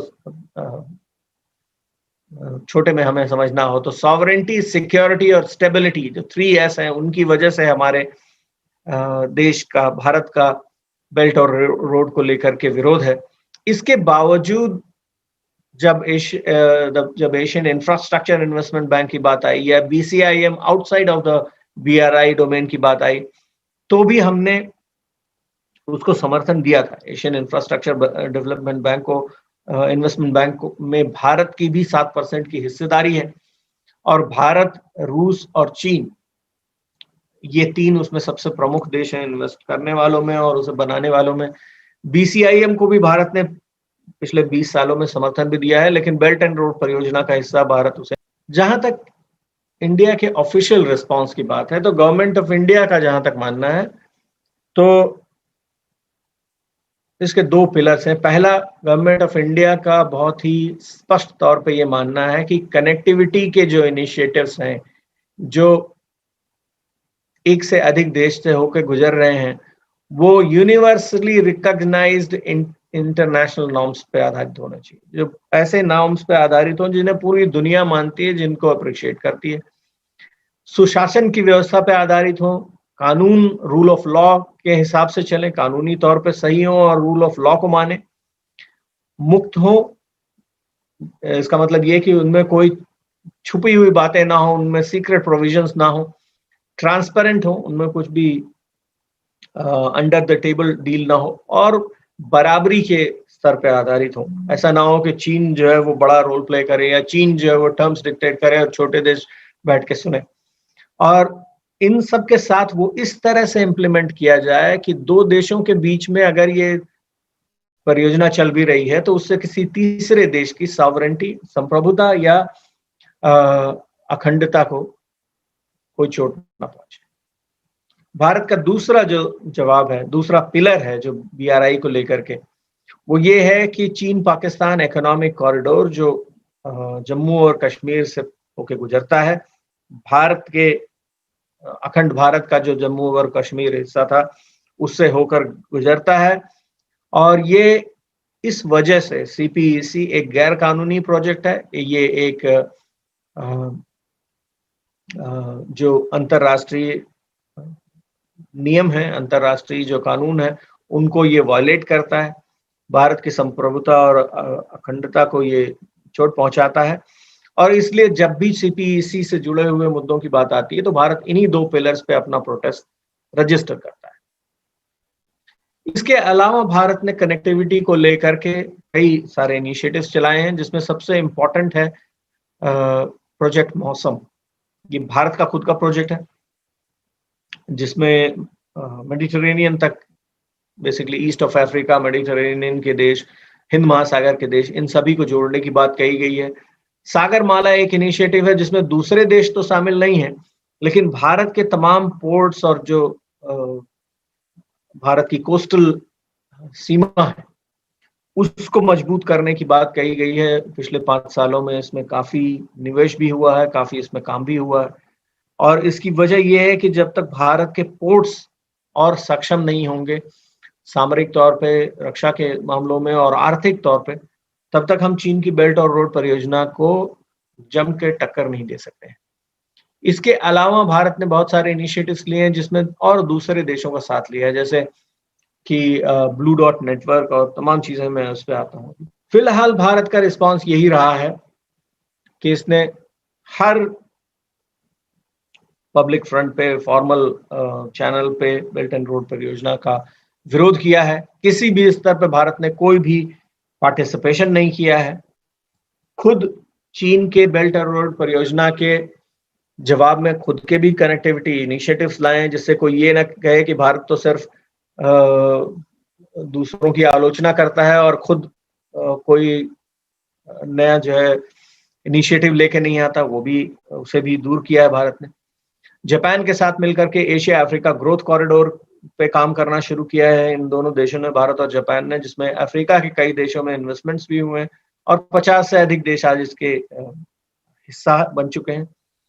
और एक ब्रॉड कोलिशन गठबंधन क्रिएट करने की बात चल रही है जिससे कि हम चीन का मुकाबला कर सकें।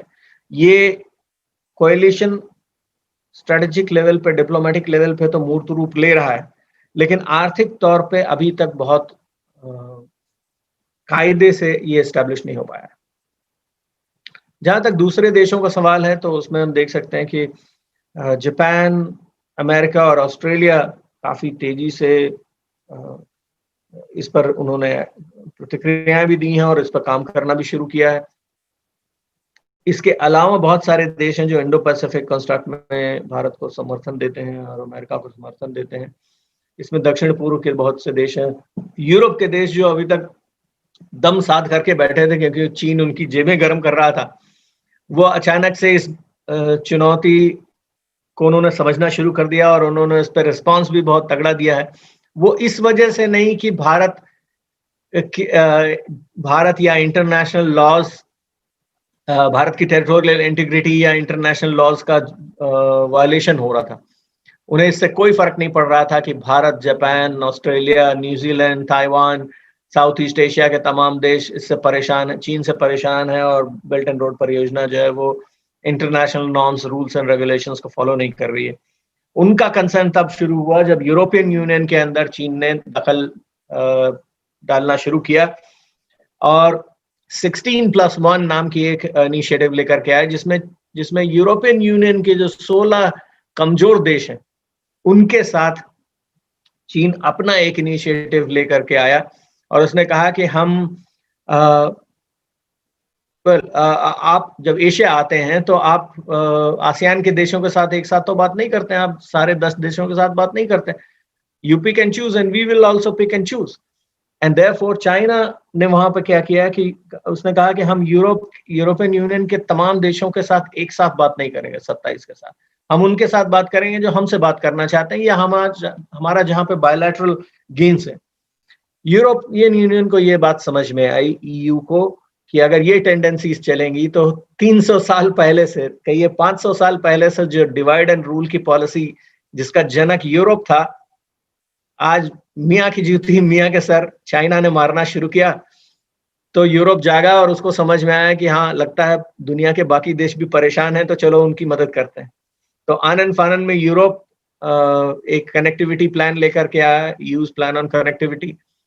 उन्होंने अपनी आर्थिक और सामरिक जो पॉलिसीज है उनको चेंज किया। भारत के साथ डायलॉग उन्होंने अचानक से बढ़ा दिया है और कहा है कि भारत के साथ हम एफटीए करना चाहते हैं।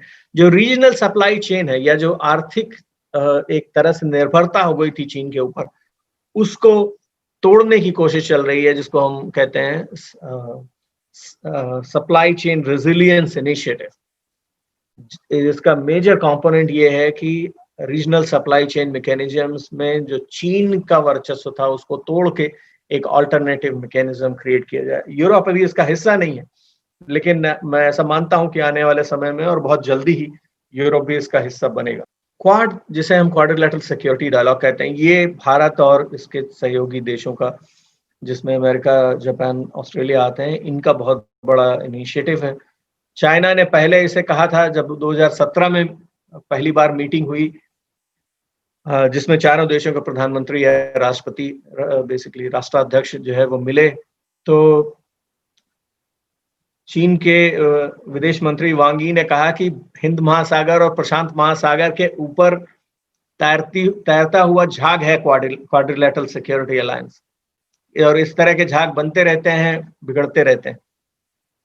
2018 में न्यूयॉर्क में यूनाइटेड नेशन जनरल असेंबली के मीटिंग्स के साइडलाइंस में चारों देशों के विदेश मंत्री मिले, और टोक्यो में अभी हाल ही में अक्टूबर में दूसरी मीटिंग हुई फॉरेन मिनिस्टर्स की, और इसके बाद चीन इससे बौखला गया है। उसने क्वाड्रिलैटरल को एशियन नेटो की संज्ञा दी है और कहा है कि ये एक एंटी चाइना कोalition है जो चीन को कंटेन करना चाहता है। और इसके काउंटर में दूसरा जवाब ये है कि क्वाड्रिलैटरल तो सिर्फ एक डिफेंस डायलॉग मैकेनिज्म है, और हम चाहते हैं कि एक फ्री और ओपन डिस्कशन हो इंडो पैसिफिक की जो व्यवस्था बन रही है, उभर रही है, उसको लेकर के। क्वाड कोई नया इनिशिएटिव नहीं है, बेल्ट और रोड परियोजना के रिस्पांस में ये नहीं आया, और ये भी एक बहुत बड़ा मिथ है। ये रिस्पांस, और इसीलिए मैंने इस प्रेजेंटेशन की शुरुआत चीन के उदय से की, चीन के अभ्युदय से की, क्योंकि भारत या अमेरिका या जापान जो स्ट्रेटेजिक, इकोनॉमिक, मिलिट्री लेवल पर रिस्पॉन्सेस दे रहे हैं, वो सिर्फ बेल्ट और रोड को देख करके नहीं दे रहे। वो समझते हैं कि बेल्ट एंड रोड परियोजना सिर्फ इसका एक कंपोनेंट, आज BRI है, कल कोई और परियोजना आएगी।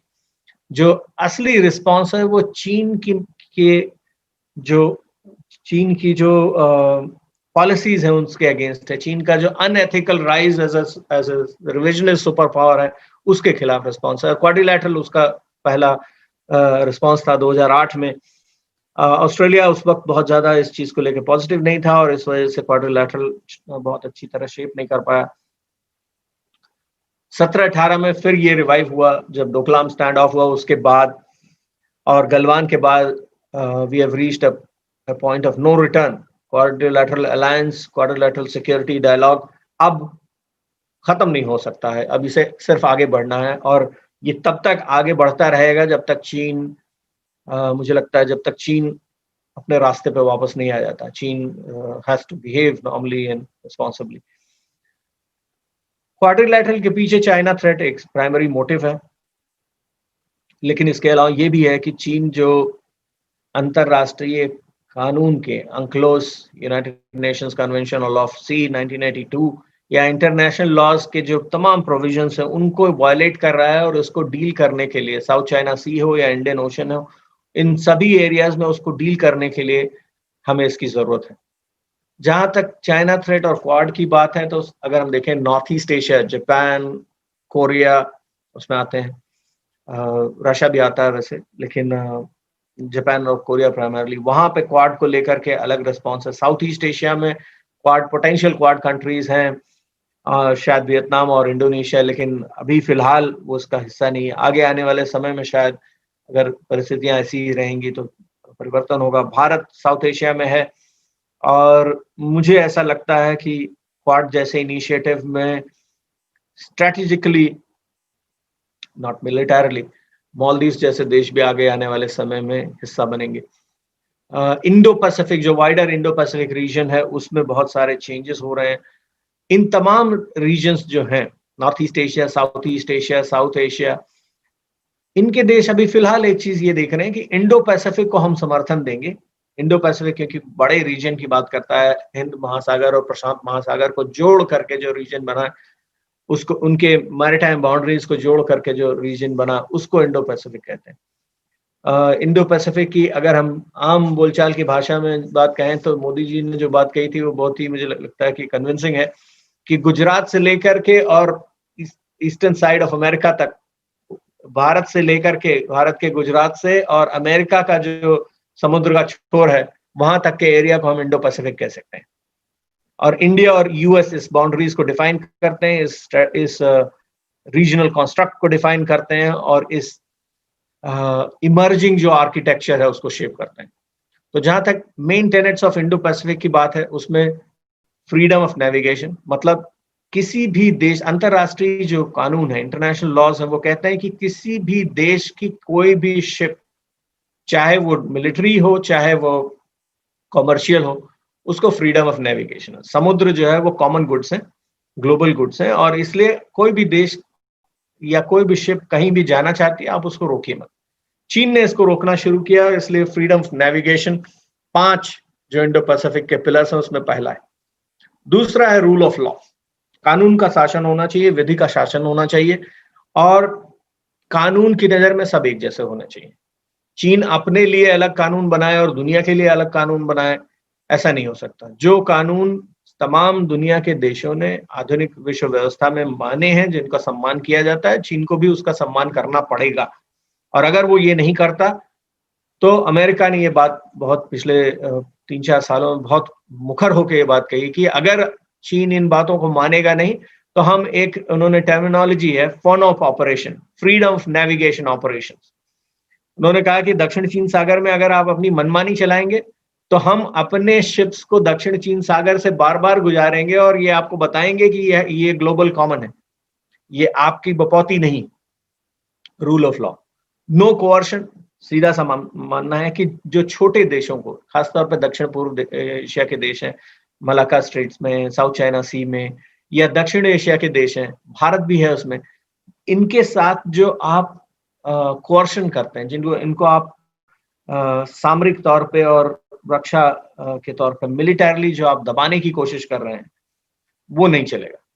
और इंडो पैसिफिक रीजन और उसके जो प्रमुख देश हैं, वो इस कोअर्शन को से लड़ने के लिए इकट्ठा होंगे। Respect of sovereignty, BRI investments में जिबूती एक बहुत बड़ा एग्जांपल है, ईस्ट कोस्ट ऑफ अफ्रीका में एक छोटा सा देश है। जिबूती में चीन ने पहले एक पोर्ट में इन्वेस्टमेंट किया, इन्वेस्टमेंट की डील्स इतनी ज्यादा, इतनी बड़ी रखी कि जिबूती ने कहा कि भाई पैसे नहीं है, आप कुछ कर लीजिए। तो उन्होंने कहा कि ठीक है, तो हमारी सेना को, पीपल्स लिबरेशन आर्मी को वहां पे मिलिट्री बेस बनाने दीजिए। और वो जो पट्टा साइन किया है वो 99 साल का है।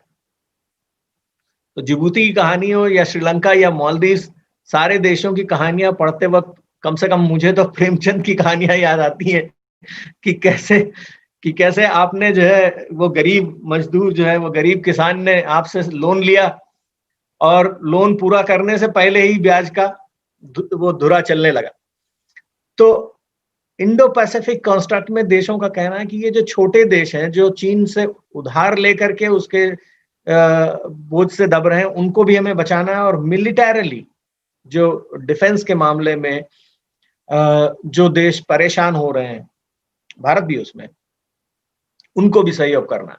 हम सबको मिल करके इस समस्या को हैंडल करना है। और 5वां मेन पिलर है free and open market. Free and open market का मतलब साफ है कि जो दुनिया की मार्केट, एक देश दूसरे देश के लिए मार्केट है, तो इसलिए जो ग्लोबल मार्केट है वो फ्री होनी चाहिए, ओपन कंपटीशन रखिए, जिसका माल अच्छा है वो बिके और नहीं अच्छा है तो ना बिके।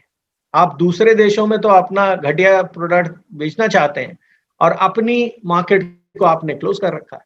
मामल्लपुरम में, जानकार जानते हैं कि मामल्लपुरम में हमारे प्रधानमंत्री ने, वैसे तो ये पीपीटी प्रेजेंटेशन सिर्फ एकेडमिशियंस का डोमिनेटेड एरिया है, लेकिन मामल्लपुरम में प्रधानमंत्री जी ने एक पीपीटी प्रेजेंटेशन किया शी जिनपिंग के सामने, और ऐसे ही पॉइंट वाइज उन्होंने बताया कि क्यों भारत आपके डिस्टॉर्टिव ट्रेड प्रैक्टिसेस से परेशान है, क्यों हमारा नेगेटिव बैलेंस ऑफ ट्रेड है, और क्यों इन सारी पॉलिसीज की वजह से हम आपसे खुश नहीं।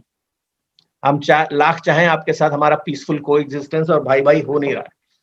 तो इसलिए ये 5 पिलर्स हैं इंडो पैसिफिक के, जो India has come up with. Indo Pacific basically जो आर्थिक, चीन का जो आर्थिक डोमिनेशन है उसको भी हैंडल करने की बात करता है, और स्ट्रेटेजिक कंसर्न्स को भी हैंडल करने की बात करता है। इंडो पैसिफिक का मानना है कि जो स्टेटस क्वो है, जो आज की क्षेत्रीय और अंतरराष्ट्रीय व्यवस्था है, ऐसी ही बनी रहे, ये हमारे लिए बहुत जरूरी है। और इसको समर्थन देने के लिए, इसको मजबूत बनाने के लिए तमाम देशों का समर्थन मांगा जा रहा है इंडो पैसिफिक को सपोर्ट करने के लिए, जिसमें यूरोप, फ्रांस और जर्मनी खासतौर पर पिछले 6 महीनों में ये दोनों देश अपनी-अपनी इंडो पैसिफिक नीतियां लेके सामने आए हैं। ये बहुत बड़ा पॉजिटिव कंट्रीब्यूशन है। तो अगर इंडो पैसिफिक और क्वाड्रिलैटरल और बेल्ट एंड रोड तीनों को हम देखें, तो एक बात बहुत साफ है कि आगे आने वाले दिनों में क्वाड्रिलैटरल सिक्योरिटी अलायंस फिर से ट्रांसफॉर्म होगा, या कहिए कि उसकी एक्सेप्टेबिलिटी इतनी बढ़ रही है कि एक क्वाड प्लस सिस्टम बनने की संभावना है, जिसमें सिर्फ 4 देश नहीं, भारत, ऑस्ट्रेलिया, जापान और अमेरिका ही नहीं, और भी देश इसमें जुड़ेंगे, क्योंकि सब देशों को जो है वो धीरे-धीरे करके चीन की एग्रेसिव पॉलिसी से खतरा है। इकोनॉमिक कंपोनेंट को बढ़ाने की बात हो रही है और इंडिया इसके लिए बहुत तैयार है।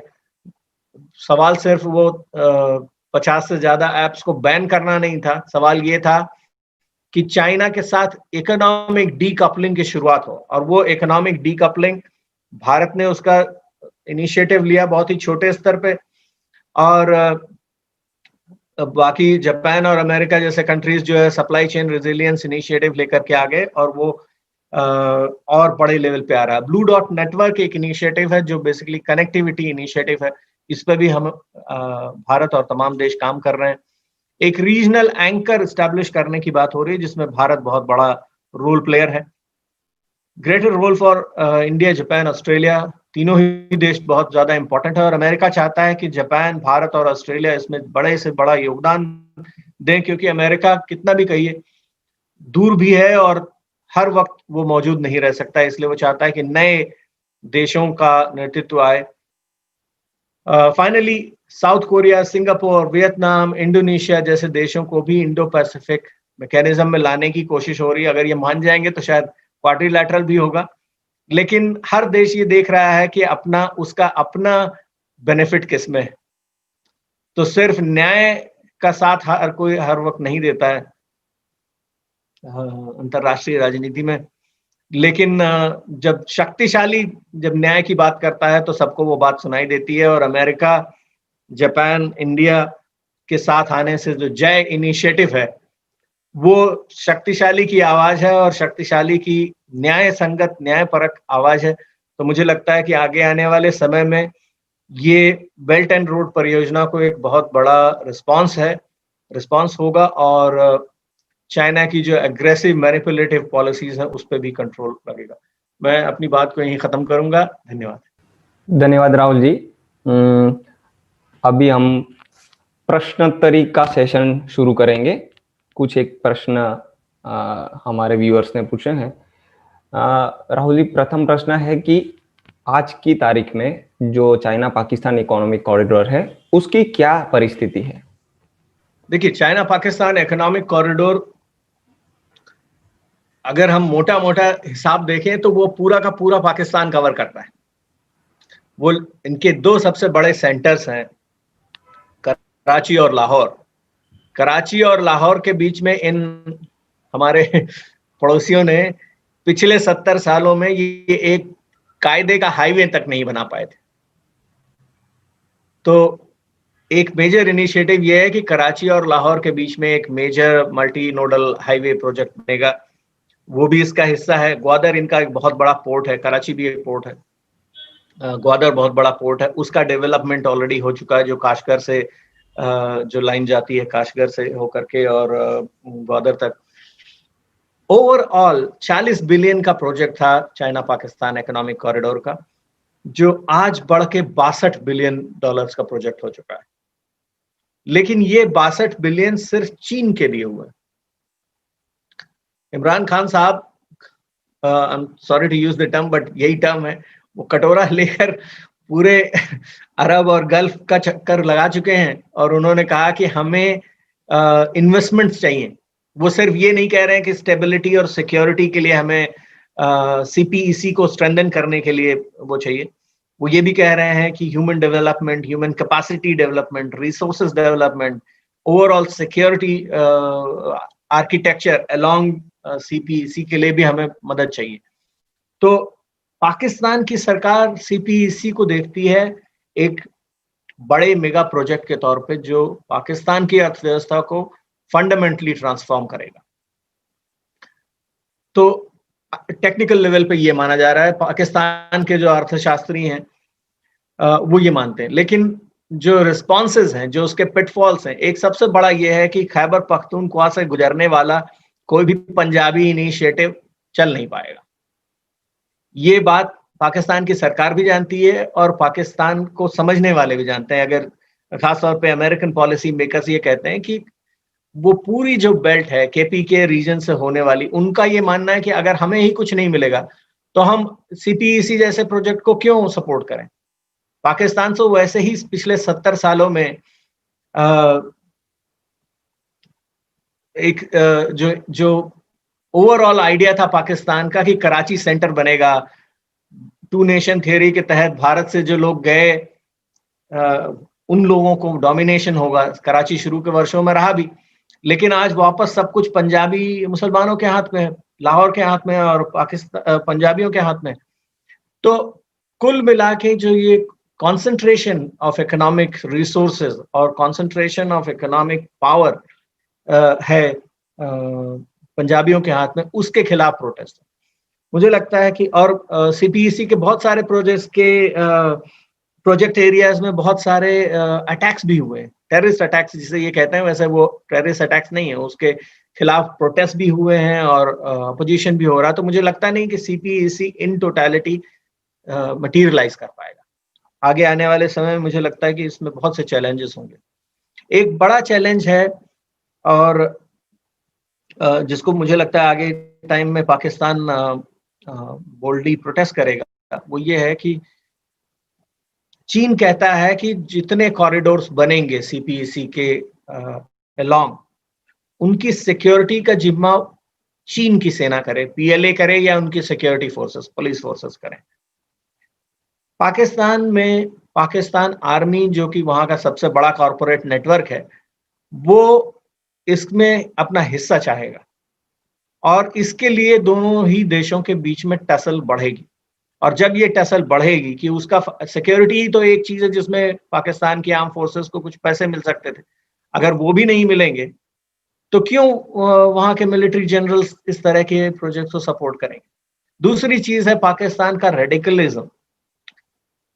चीन एथीस्ट लोगों का देश है जिनको धर्म से कोई लेना देना नहीं है, और पाकिस्तान एक बहुत ही कट्टरवादी कठमुल्ला डोमिनेटेड देश है, जहां पे दुनिया को दिखाने के लिए पब्लिक प्लेसेस में ये चीजें बहुत स्ट्रांगली सामने आती।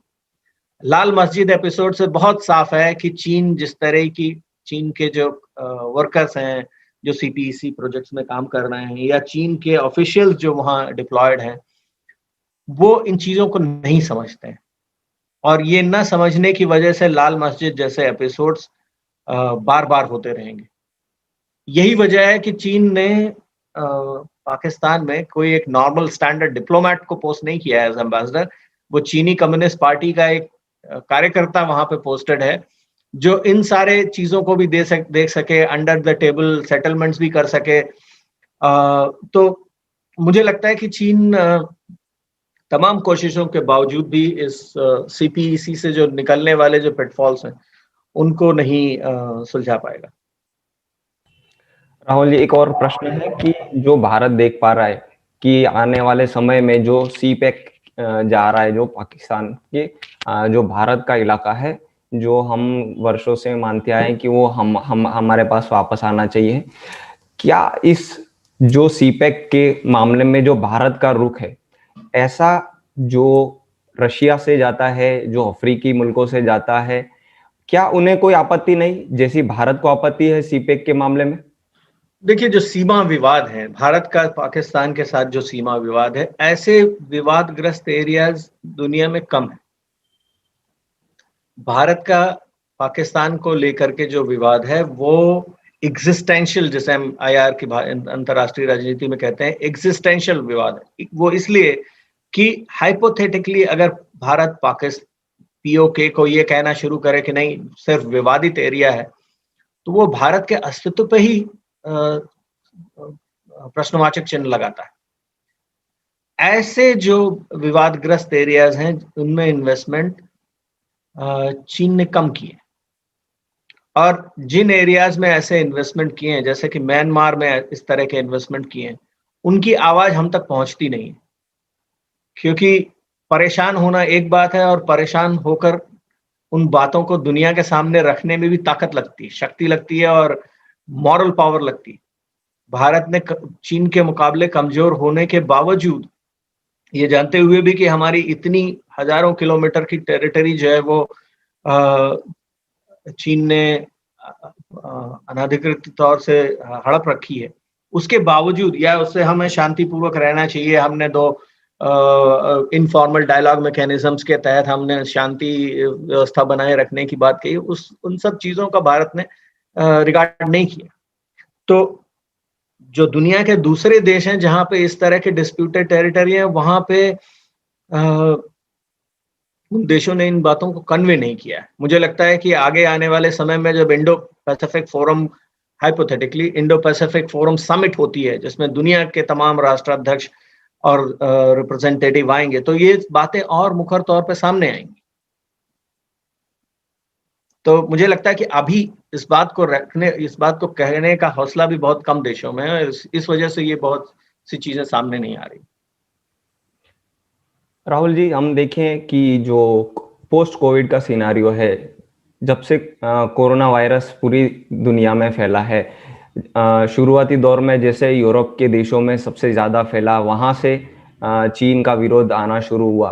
आपको क्या लगता है कि जो इसकी जो परियोजना है, जिसमें वो चाहता था कि जो कि उसने उस पर काम भी शुरू कर दिया है, जिसमें उसका रेलवे नेटवर्क इतना बड़ा है जो जर्मनी तक जाता है, आपको लगता है कि आने वाले वर्षों में यूरोप के देशों में से ऐसी आवाज उठनी शुरू होगी जो इसके पर प्रश्न चिन्ह लगा सकती है, जो उन्होंने सोचा था कि हम इतने कामयाब रहेंगे? क्या इस कामयाबी पर प्रश्न चिन्ह लगना भविष्य में आपके हिसाब से कहाँ जाता है? देखिए, यूरोप तो मैंने पहले ही कहा कि यूरोप तो उस दिन जाग गया अपने नींद से जिस दिन उसको समझ में आया कि उसकी खुद की डिवाइड एंड रूल पॉलिसी को चीन यूरोपियन यूनियन में अप्लाई कर रहा है। तो यूरोपियन यूनियन के जो सबसे बड़े देश हैं, फ्रांस और जर्मनी, वो ऑलरेडी इसको लेकर के सजग हो चुके हैं। यही दोनों देश हैं, अगर आप ऐतिहासिक तौर पर देखिए तो European coal and steel community का से यूरोपियन इंटीग्रेशन प्रोजेक्ट की शुरुआत हुई थी। यूरोपियन यूनियन के मूल में, उसकी जड़ में 1952 का European coal and steel community agreement है, जो फ्रांस और जर्मनी के बीच में हुआ। आज यही दोनों देश कह रहे हैं कि चीन पे हमारी आर्थिक निर्भरता को हमें कम करना पड़ेगा। आज यही दोनों देश कह रहे हैं कि इंडो पैसिफिक नीति जो भारत, अमेरिका और जापान मिलकर चला रहे हैं, हम इसका समर्थन करते हैं। यही देश कह रहे हैं, फ्रांस ने कहा है कि हम भारत के साथ हिंद महासागर में हर तीसरे देश में हम दोनों मिलकर काम करेंगे, चाहे वो सेशल्स हो, चाहे वो मालदीव्स हो, चाहे वो मॉरिशस हो। फ्रेंच जो टेरिटरीज हैं उनमें ये दो कंट्रीज, इंडिया और फ्रांस मिलकर के प्रोजेक्ट्स चलाएंगे। तो यूरोप में बहुत साफ है ये बात कि अब चीन पे हमें निर्भरता भी कम करनी है और चीन का जो खतरा मंडरा रहा है इस रीजन पे, उसको भी हमें केयरफुली टैकल करना है।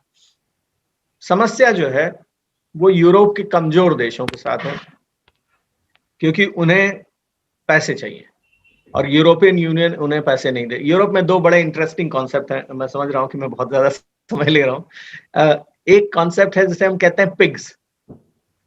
पिग्स का वही मतलब है जो हम समझते हैं, लेकिन पिग्स का जो एक्रोनिम है उसमें आते हैं पोर्तुगाल, इटली, ग्रीस और स्पेन। ये माना जाए, यूरोपियन यूनियन मानता है, यूरोप के बड़े देश मानते हैं कि यही चारों देश हैं जो ईयू के ऊपर सुअर की तरह से लगे हुए हैं और इनसे हमें बाहर निकलना है, इनको हमें कम ध्यान देना है। तो इन पिग्स को चीन ने पकड़ रखा है इन्वेस्टमेंट के लिए, ट्रेड के लिए। इटली के साथ पिछले 6 महीने में इतने सारे इन्वेस्टमेंट ट्रीटीज हुई कि लगा कि शायद इटली जो है वो ईयू से बाहर आकर के इन प्रोजेक्ट्स को करेगा, क्योंकि ईयू जो इन्वेस्टमेंट ट्रीटी है उसके तहत इटली ऐसे प्रोजेक्ट साइन ही नहीं कर सकता। तो मुझे ये लगता है कि यूरोप आगे आने वाले समय में और कंसर्टेड पॉलिसी, एक मत होगा यूरोपियन यूनियन में, और इस एकमत के चलते यूरोप का ज्यादा सक्रिय सहयोग और कोलैबोरेशन होगा इंडो पैसिफिक के देशों के साथ। धन्यवाद राहुल जी। राहुल जी, आज जो हमारा एपिसोड था वो इंडिया चाइना लेक्चर सीरीज का 7वां एपिसोड था। इसके पहले हमने जो भी एपिसोड किए हैं उसको फेसबुक और यूट्यूब और सोशल मीडिया के अन्य माध्यमों से कुछ 40,000 से ज़्यादा लोगों तक पहुंचा है और उन्होंने देखा है। ये बहुत ही इंफॉर्मेटिव सेशन है। सो आज का आपका इतना इंफॉर्मेटिव सेशन देने के लिए बहुत बहुत धन्यवाद करता हूँ। अब जो नेक्स्ट है जो सेशन, वो मैं दिलीप जी को कहूँगा कि आगे बढ़ाएं। दिलीप जी। बहुत बहुत धन्यवाद। दिलीप जी, आप म्यूट पे हैं, अनम्यूट करिए। सॉरी अपने पैनल में किसी को क्वेश्चन है? गौर साहब, आशुतोष जी, कुछ इनपुट? जी सर, एक छोटा सा क्वेश्चन था। हाँ, बोलिए। कि ये वन बेल्ट वाली जो नीति है उसमें दो ही प्रकार के, हम कहते हैं कि हर किसी को अपना स्वार्थ साधना है, और उस हिसाब से दो ही प्रकार के लोग हैं, जो एक चीन के एहसान के तले दबे हुए हैं वो शामिल होने की संभावना है, और दूसरा जिनको लाभ दिखता है। तो अगर बायफरगेट करे तो पूरे एशिया रीजन में और यूरोप तक कितने ऐसे देश हैं जो चीन से दबे हुए और उसकी बात में आएंगे? देखिए, मैं एशिया को दो, अगर आप कहेंगे कि दो पार्ट्स में या दो डिविजन्स करिए, तो मैं डिविजन्स करूंगा। एक वो देश जो किसी तानाशाही के कंट्रोल में है, जहां पे एक पार्टी का शासन है, या कहिए कि लोकतांत्रिक देश नहीं है, और दूसरे वो जो लोकतांत्रिक देश। चीन ने जितने अथॉरिटेरियन रिजीम्स हैं, जो तानाशाही व्यवस्थाएं, उन सब पे चीन का बहुत अच्छा दबदबा है, क्योंकि वो कहते हैं कि हम में आप में कोई बहुत बड़ा अंतर तो है नहीं। अंडर टेबल सेटिंग्स है, भ्रष्टाचार के बहुत सारे वो हैं, केसेस भी हैं चीन की तमाम बैंकों में। जैसे कंबोडिया में, हुन सेन का उदाहरण लीजिए। कंबोडिया और चीन ने अभी 15 दिन पहले एक मुक्त व्यापार समझौता किया, फ्री ट्रेड एग्रीमेंट किया, जिसकी डील्स इतनी खराब हैं जितनी हमने कभी ईस्ट इंडिया कंपनी के समय में हमारे राजाओं ने की होंगी। तो तानाशाही व्यवस्थाओं के साथ चीन के हमेशा से अच्छे संबंध। अब दूसरा ग्रुप है वो है लोकतांत्रिक देशों का। लोकतांत्रिक देशों में वो देश जो कमजोर हैं और आर्थिक तौर पे मजबूत नहीं है, जिनको अमेरिका संचालित जो अर्थव्यवस्था, जो इंटरनेशनल लिबरल ऑर्डर है, उसमें बहुत समर्थन नहीं मिला। चाहे IMF हो या वर्ल्ड बैंक हो या WTO, उनसे बहुत समर्थन नहीं मिला। ये देश अंत में, इनके जो देशों के राष्ट्राध्यक्ष हैं, वो तो यही देखते हैं कि हमें अपनी देश की जनता को देखना है ना, हमें अपनी अर्थव्यवस्था चलानी है, हमें ये देखना है कि हमारे देश के युवाओं को रोजगार मिल रहा है कि नहीं, हमारे देश की अर्थव्यवस्था ऊपर जा रही कि नहीं। और इन परिस्थितियों को जब ये देखते हैं तो उन्हें लगता है कि लाओ चीन से ही उधार मांगते हैं। तो एक प्रधानमंत्री या एक राष्ट्रपति जब उधार ले लेता है और आगे देखता है कि भाई व्यवस्था तो पहले से भी ज्यादा खराब हो गई, अब तो चीन पोर्ट्स में मिलिट्री फैसिलिटीज की मांग कर रहा है, तो दूसरा आता है, वो कहता है कि नहीं, चीन को हटा दीजिए आप, अब किसी और से हम पैसे मांगेंगे। पैसे तो हमें मांगने ही है, क्योंकि हमें उसके बिना गुजारा नहीं। आप श्रीलंका का उदाहरण देखिए। महिंदा राजपक्षा से मैत्रीपाला सिरिसेना होते हुए जो चीन को लेकर के श्रीलंका की पॉलिसीज थी, वो इतनी खराब हो गई कि एक समय ऐसे आया कि एक दूसरे से आंख में आंख मिलाकर बात ना करने वाले सिरिसेना और महिंदा राजपक्षा की क्लोज डोर मीटिंग हुई, जिसमें सिरिसेना ने कहा कि राजपक्षा जी, आप जाइए चीन और उन्हें समझाइए कि हमारा देश खतरे में है, हम दोनों ही डूब जाएंगे, और थोड़ी अपनी जो terms of investment, terms of deal है, उनको थोड़ा सा आप सॉफ्टन कर दीजिए। तो छोटे देशों के साथ, नेपाल का दूसरा उदाहरण है। नेपाल अभी 2 महीने पहले क्या बातें कर रहा था चीन को लेकर के, और 1 हफ्ते पहले से या 2 दिन पहले से कहिए जो बातें करना शुरू कर रहा है, आगे आने वाले समय में और मुखरता से आएंगी। ये बहुत साफ तौर पे हमें बताती हैं कि लोकतांत्रिक देशों में पैसे को लेकर के, इन्वेस्टमेंट को लेकर के, कनेक्टिविटी को लेकर के समस्याएं हैं। इस वजह से लोग चीन के पास जा रहे हैं। समस्याएं इसलिए भी हैं कि अमेरिकन इंटरनेशनल लिबरल सिस्टम ने इनको समर्थन नहीं दिया। तो ये समस्याएं बनी रहेंगी, लेकिन लोकतंत्र होने की वजह से रिस्पॉन्सिबिलिटी चेक हमेशा चलता रहेगा। और इसलिए हम हमेशा न्यूज में पढ़ते रहेंगे कि श्रीलंका में, बांग्लादेश में, नेपाल में, म्यांमार में इस तरह की समस्याएं हैं। जो हमें करना चाहिए भारत को, और मुझे लगता है भारत अभी इस स्थिति में पहुंच रहा है कि जापान और अमेरिका को भी ये बात समझा पाएगा कि हमें चीन की तरह तो नहीं, चीन की तरह आंख बंद करके और भ्रष्ट तरीके से तो नहीं, लेकिन देशों को, खासतौर पे छोटे और गरीब देशों को मदद करने के लिए एक इंडो पैसिफिक फंड जो कॉन्सेप्ट है, इंडो पैसिफिक फंड को और पैसे देने पड़ेंगे, एक कलेक्टिव मैकेनिज्म लाना पड़ेगा।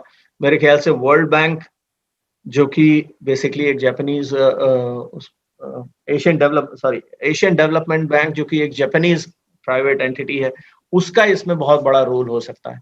तो आगे आने वाले समय में मुझे लगता है कि ऐसे मल्टीलैटरल जो ऑर्गेनाइजेशंस हैं उनको हमें लाना पड़ेगा, जिससे कि चीन की बेल्ट एंड रोड को हम। नमस्कार राहुल जी, बहुत ही बढ़िया प्रेजेंटेशन आपका रहा। एक मेरा प्रश्न है कि आपने जो बताया था कि लेक्चर में वो चाइना की जो पॉलिसी है, विन विन पॉलिसी, तो मुझे याद आ रहा है हिंदी चीनी भाई भाई।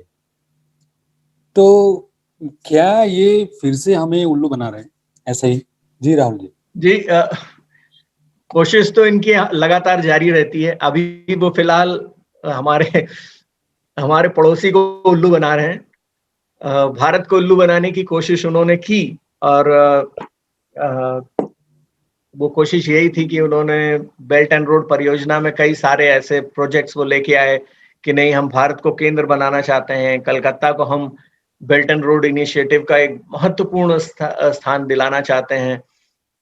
BCIM कॉरिडोर, जो Bangladesh, China, India, Myanmar corridor है, उसमें भारत बहुत महत्वपूर्ण हो जाएगा। आपके नॉर्थ ईस्ट को तो हम शंघाई जैसा बना देंगे। ऐसे स्टेटमेंट्स आए हैं इनके।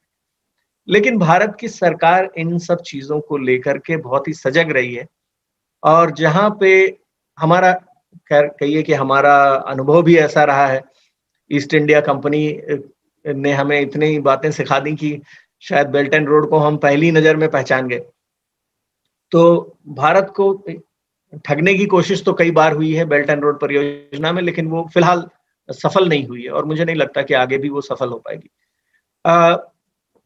मैंने 2015-16 में जब ये प्रोजेक्ट कर रहा था वॉशिंगटन में, तो मैंने एक बात कही थी कि अगर चीन में समझदार डिप्लोमैट्स होते, उनकी कूटनीति थोड़ी सी भी दिमाग से चलती, तो वो चीन पाकिस्तान इकोनॉमिक कॉरिडोर को पहले नहीं लाते।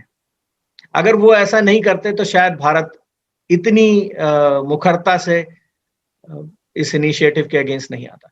उन्होंने सबसे पहली और सबसे बड़ी गलती यही की कि चीन पाकिस्तान इकोनॉमिक कॉरिडोर से उन्होंने बेल्ट एंड रोड परियोजना को शुरू किया, और उसी मौके भारत को ये समझ में आ गया कि बेल्ट एंड रोड भारत की संप्रभुता और अखंडता पे सबसे बड़ा सवालिया निशान पैदा करती है, और इसलिए हम इसका हिस्सा नहीं होंगे। राहुल जी, इसी प्रश्न के जवाब के साथ हम जो फेसबुक पर लाइव हमारे जितने भी मित्रगण हैं उनसे हम विदा लेते हैं। अगले